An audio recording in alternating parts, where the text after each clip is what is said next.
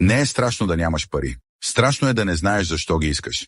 Здравейте, приятели! Това е най-мощната машина и сега ще ви покажа кой е майстора и човека, който е направил. Искам да ти направя една изненада за тебе. Така, има и друго. Подарявам ти я. Днес ви отвеждаме в Горна Оряховица, за да ви представим човек, към когото няма как да сте безразлични. Това е Илия Митков, Дизелчето.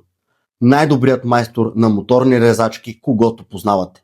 Човекът, който превърна моторната резачка в запазена марка. Има над 250 хиляди последователя в TikTok.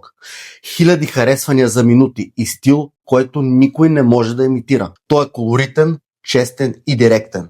Без филтри, без маски. Истински. Такъв какъвто е. Всичко е постигнал сам, с двете си сръчни ръце и с голямата подкрепа на семейството си. Той не е продукт на алгоритъм, не е проект на агенция. Днес няма просто да видите клип. Днес ще видите човек, който ще ви спечели и ще ви накара да останете до края. Приятно гледане! Аз казах ли ви? Аз съм най-добрия! И имам право да кажа, че съм най-добрия! Не всичко е пари, приятели. Запомнете го.